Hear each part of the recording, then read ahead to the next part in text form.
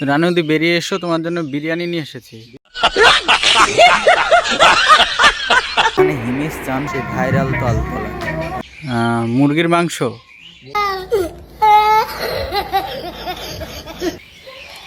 ততক্ষণ এসো, বিরিয়ানিটা খাও, বিরিয়ানিটা খাও।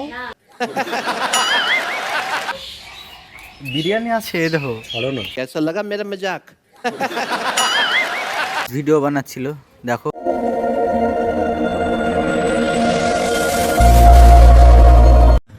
হ্যালো ফ্রেন্ডস, সো ফাইনালি আমি এখন বেরিয়ে গেলাম রানু মণ্ডলের কাছে যাবার জন্য।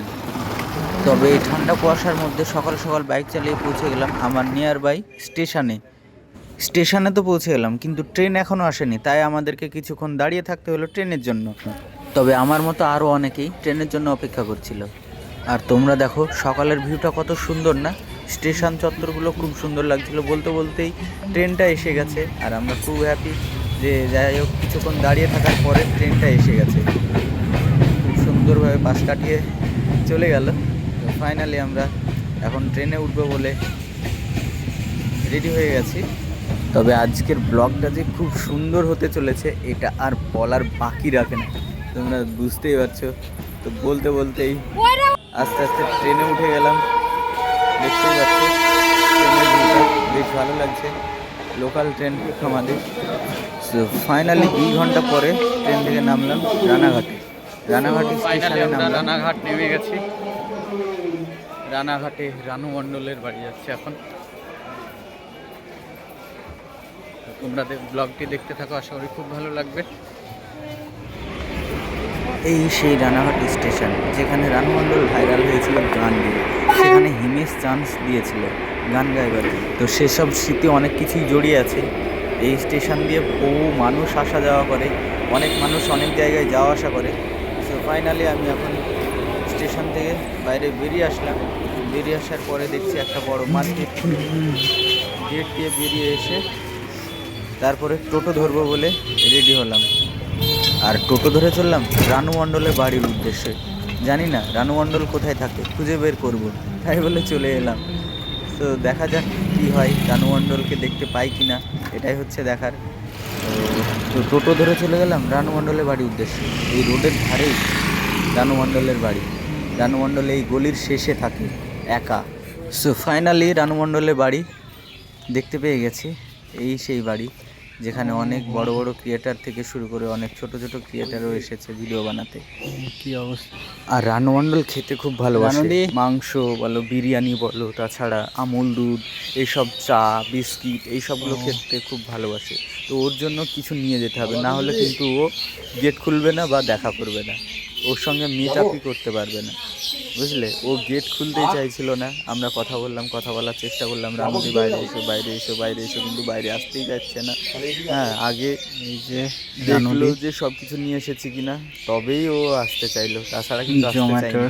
গেঞ্জি পরে আছে, জেল বন্দি হয়ে ডেলিভারি গার্ল মনে হচ্ছে এখন রানুদিকে।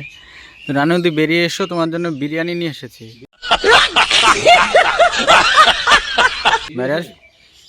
বেরিয়ে এসো। মুরগির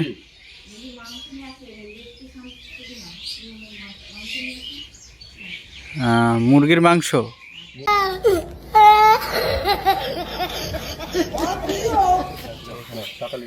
এই যে রানুদির কাছে চলে এসেছি। এই যে সেই রানুদির বাসতলা। বলছি রানুদি, খাওয়া দাওয়া কিছু করেছো?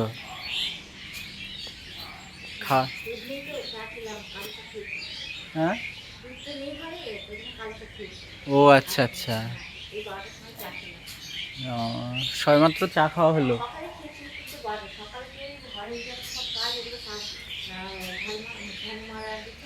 হুম,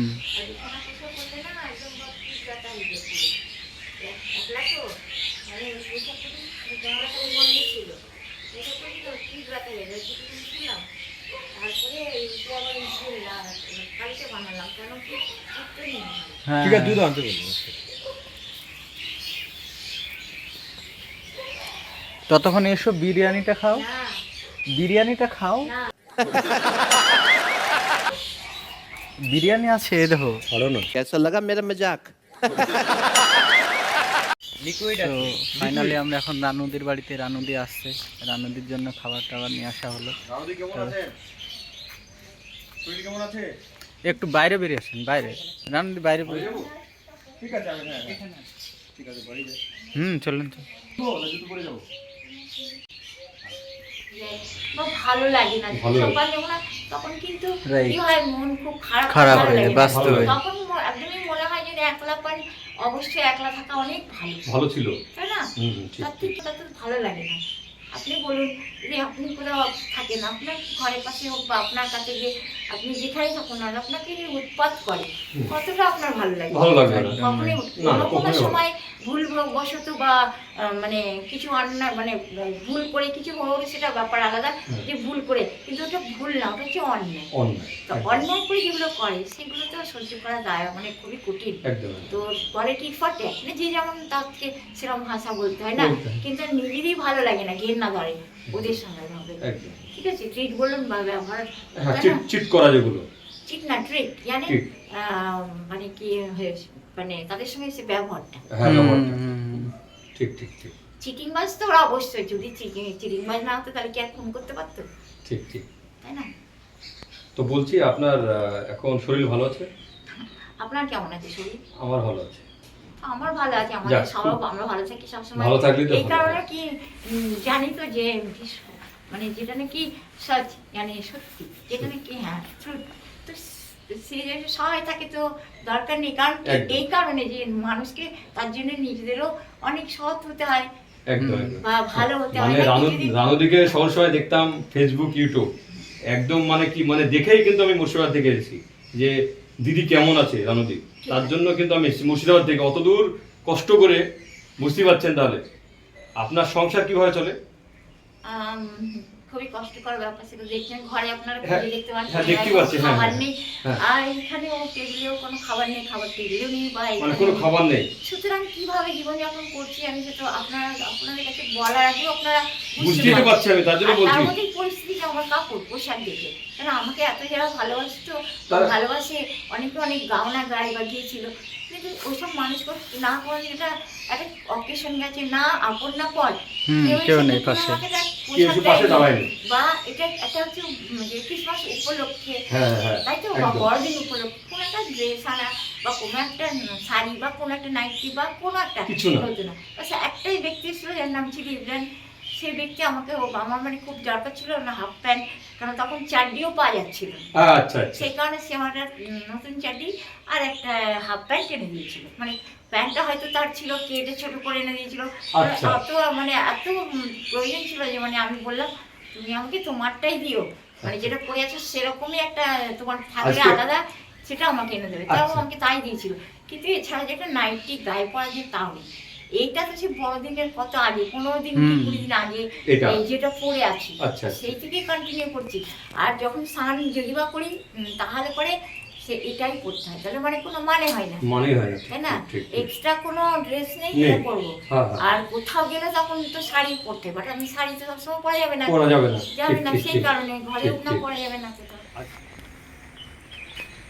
ও রানুদি, তাহলে ভালো থেকো, নিজের খেয়াল রেখো, আর বিরিয়ানিটা খেয়ে দেখো। সঠিক বলেছেন। রানুদির সঙ্গে দেখা করে ভিডিও বানিয়ে চলে এলাম ভাইরাল তালতলা, যেটা রানাঘাটে অবস্থিত। তোমরা সকলেই নাম শুনেছো আর ভিডিও তো দেখেছো অনেকে। ভাইরাল তালতলা বলে অনেক ফেমাস জায়গা হয়ে গেছে এখন। সেখানে প্রতিদিন পিকনিক হয়, প্রতিদিন মানুষের সমাগম হয় সেখানে। এই যে দেখতেই পাচ্ছি আস্তে আস্তে মানে প্রচুর মানুষ রয়েছে সেই ভাইরাল তালতলা। তবে এখানে অনেক ছেলে মেয়েই ছিল, পিকনিক থেকে শুরু করে আড্ডা দেওয়া বন্ধুরা মিলে, বুঝতেই পারছো। আর অনেকেই রিলস ভিডিও বানাচ্ছিল, দেখো বাবা রিলস ভিডিওর জন্য চড়াচড়ি, এখানে রিলস বানাচ্ছে, এও ওখানে রিলস বানাচ্ছে, কেউ কাউকে ছেড়ে কথা বলছে না। দেখো একদম সত্যি রিলসের চলছে, একদম ছড়াছড়ি, টুর্নামেন্ট চলছে রিলসের। সত্যি অসাধারণ জায়গা, লোকেশনটাও ভালো, তালগাছ আর তালগাছ বেশ কয়েকটা, তবে জায়গাটা খুব সুন্দর বেশ। তো এখানেই ব্লগটি শেষ করছি, তারপর বাড়ি চলে আসলাম। Good night.